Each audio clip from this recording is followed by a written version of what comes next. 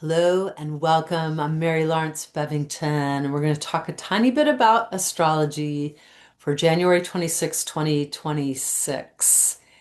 Big day. Neptune moves into Aries right afternoon, almost at 1 p.m. Eastern Standard Time, which is UTC or GMT minus 5 hours. And it's a big deal. It's really exciting. And we don't really know what's going to happen. The last time this happened was in 4036 1 before Common Era. It was over 6,000 years ago. I got that information from a really good source, and I'm hoping it's correct. Suffice it to say, it has not happened in recent memory, nor has Neptune and Aries connecting with each other in this way happened in recent memory. We had a little minute of it this summertime because Neptune did go into Aries for 2 months and change or so, but then via retrograde motion went back into Pisces. And we have totally understood Neptune in Pisces because he first went in April 4th, 2011, and then he got augured in 2012 and stayed until March 30th, 2025. So the last from basically 2012 to 2025, our whole Neptune and Pisces vibe has been part of the layering system of astrology. So now in Aries, it's going to be a little bit different, partly because Aries begins the ecliptic of the zodiac. So if you're at the beginning, the Joe of the Joe, 0 point, you're at the creator of the creator point, the activator of the active point. So everything doubles down. Hard to know, could be really interesting because Aries is a pioneer, drive. Shadow, though, is aggression, war. Let's hope it's more about the pioneer and the drive, sort of the upsurge that we're witnessing really all over the world with people fighting for good, fighting for the world they're imagining and dreaming in. And the bad of the bad is these horrific things that are happening. January 24th, this past Saturday, there was a terrible killing of an observer in Minneapolis, Minnesota, US, by agents hired by the government, particularly the executive branch. And they have become incredibly corrupt. They gaslight left and right, even when everyone has eyes and ears via multiple camera angles and videos. We still get these speeches by the folks who are leading those organizations that say, oh, no, no, no, this is what happened. And the story is essentially diametrically opposed to what we're all seeing with our eyes. It's truly astonishing. It's horrifically sad. And I'm going to refer for a moment to a psychologist's interpretation of what happened with this killing. I felt the interpretation was astute. He felt that it was the kindness that acted like kryptonite on these agents. The man who was killed, Alex Jeffrey Pretty, was an ICU nurse, 37 years old, born in Illinois, grew up in Wisconsin, loved living in Minneapolis, loved helping this cause. He worked at a VA, a Veterans Hospital, held the hands of the dying and helped the almost dying get back to life. I mean, remarkable work, which doesn't always mean the person's remarkable, but by all accounts, particularly close friends and parents, neighbors, he was an all-around nice lad. And the killing was tragic, especially given that the way that the smoke and mirrors work, the illusion of separation that all the kind of bad guys, if you will, seem to be under. They've spun it as if the man who died was a bad guy trying to kill them. So it's literally like the lowest point in some ways. Like we're hitting rock bottom, but we're so deep in that valley. All of our mirror neurons have witnessed this, and there's a big uprising. There already has been, but right now it's just swollen with anticipation, primarily strong emotion. I'm a spiritual counselor in my day job, and I've advised a lot of focus, bring your wise inner self to your emotional self and let the two work together. Don't let the rational totally take over or the emotion take over. Find that balance, that still point in between, and that's where your power will lie. And with Neptune moving into Aries, and then a little later in the day, it'll be nighttime. And for some folks, it's going to be all the way to the next day. But we do have a sextile Moon and Jupiter, and that might feel really sweet because there's a beneficent vibe to Jupiter and expansiveness, maybe more clear. And just to put the icing on the cake, Saturn and Neptune have been quite close to one another of late. And Saturn's still in Pisces. Again, just like Neptune went back retrograde motion style.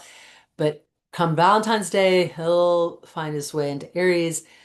Come 220, February 20th, they will be in the exact same degree point to the minute. It's going to be a grand conjunction, if you will. We are already in eclipse season, a time of change, sometimes sudden, sometimes permanent. It starts about a month before the first eclipse. First eclipse is February 17th. Polarity is clear. I just spoke of a tragedy, and then the polarity of that, the venerable monks have rejoined with Aloka, the peace dog, after Aloka's knee surgery. Aloka's riding in the support car. They are en route to DC, the nation's capital. They hope to arrive February 10th or 11th, and we'll have the solar eclipse that really augurs us into eclipse season February 17th. So, and then beginning of March, we'll have the second one there, and hard to say how that's all gonna play out. Let's leverage it. Let's figure out what our mock-ups are for the future. Just like an architect makes a mock-up, let's make our mock-ups for the future. And I know for me, I'm imagining living life in peace. Today is my peaceful day. I am also a political activist. I'm not politically abstinent like the venerable monks are. I admire and revere them for that. I think it's incredible. But my job during this time is to write letters, to be interactive as a communicator. I'm getting my Mercury on a bit there. And also, I'm sort of watching the wheel and, watching the wheels go by, as John Lennon said. Mark Carney, Prime Minister of Canada, gave a speech in Davos, Switzerland at the World Economic Forum, in which he applied a metaphor of variable geometry to economic relationships between countries, to smaller countries working out together, to work even sometimes with bigger countries, and being able to be malleable with power and help each other out.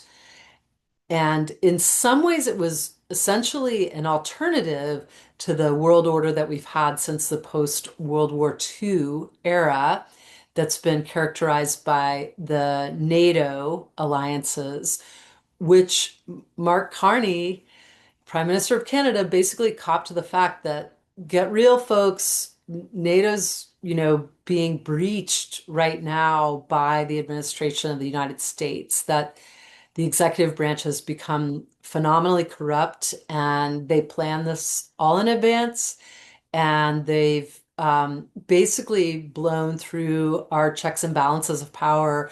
We have a couple cards left, and that's what we're all really working for right now. We need 23 congressional Republicans to join with the Democrats to impeach POTUS. We also need 16 congressional Democrats and or Republicans rather to join with the Dems to help reform the Department of Homeland Security that all of these horrific ICE agent surges have been taking over from. And there's a person that's really, in my opinion, I see his divinity, but he's possessed by a diabolical energy. That's my energetic read on him, named Stephen Miller, who has sadistic rhetoric, takes pages from a 1973 dystopian novel, believes in re-migration, which is essentially a way of ethnic cleansing.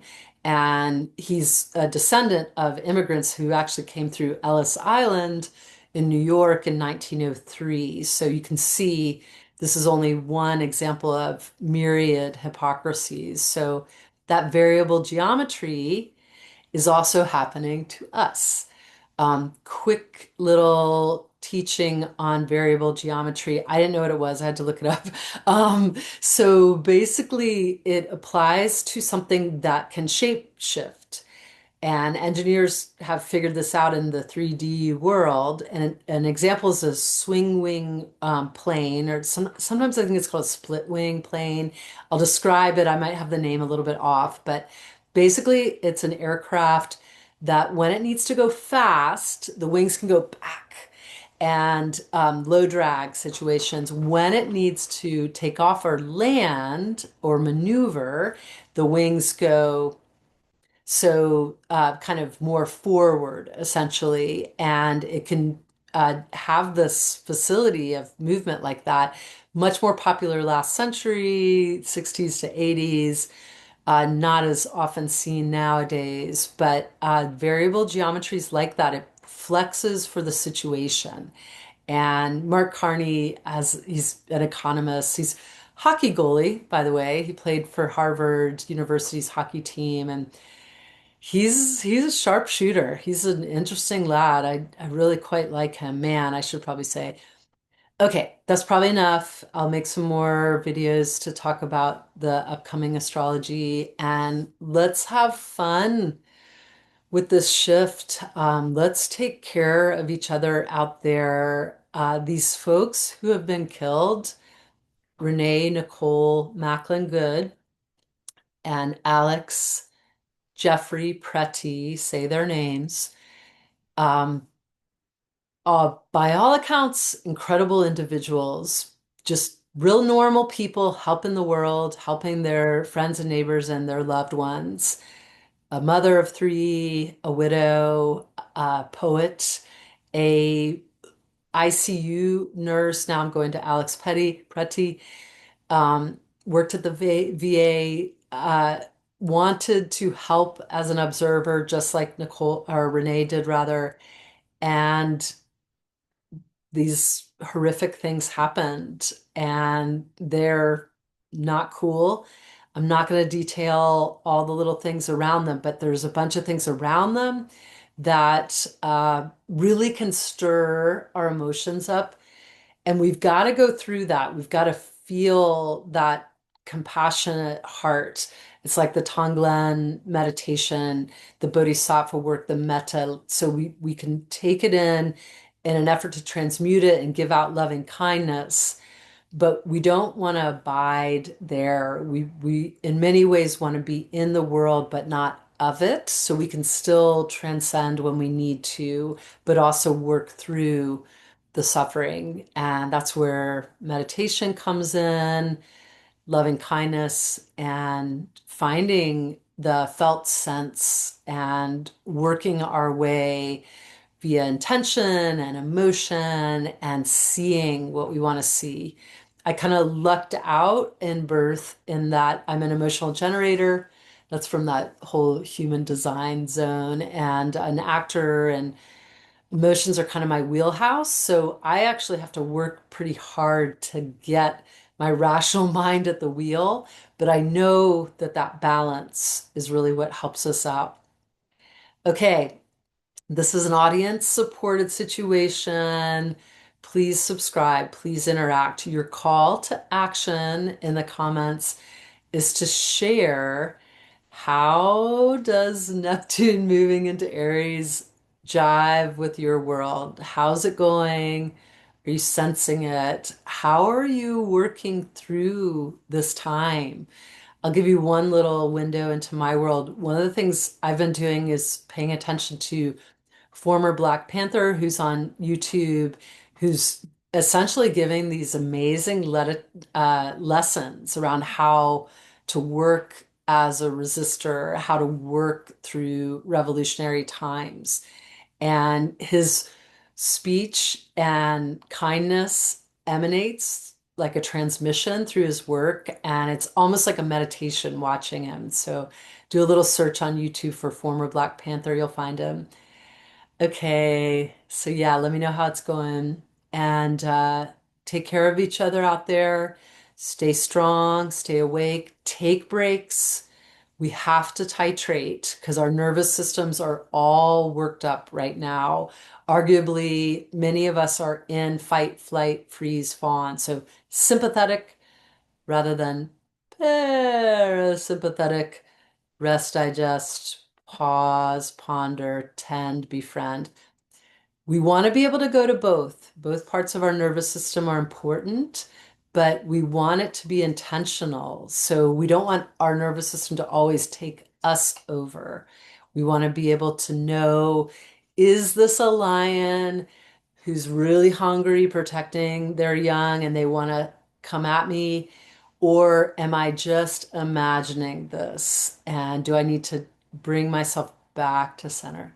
So the titrating, just like they titrate you down from oxygen, if you're on oxygen in a hospital, it's that slow, slow weaning off, but then also exposing yourself to some of what's hard sometimes. And Dr. Peter Levine, who really put the concept together, he took a more kind of standard medical concept of titrating, like the example of the oxygen, and he applied it to trauma care. So when someone has had a traumatic situation, they have complex PTSD or regular PTSD, and they get triggered because they see something, which again, if we've seen any of the videos, like the venerable monks say, they've recorded into our systems. And so we have, in some ways, been traumatized. And when we get the trauma going, it's a little bit like we're in the heavy duty rapids and we freeze up. You know, these waves are giant in this river. I'm going to drown. And Dr. Peter Levine had a patient who would just freeze. And this is really how he figured it out because he realized, okay, well, wait, we got to park the boat on the shore, get out and relax, get a little sun for a minute, and then we can get back in the water. So I'm friends with some really cool family that's part of the Dene tribe, and he talks about how we must train for these times. And yep, all right. So thanks for being here. I super appreciate you. Yours and carrying the light.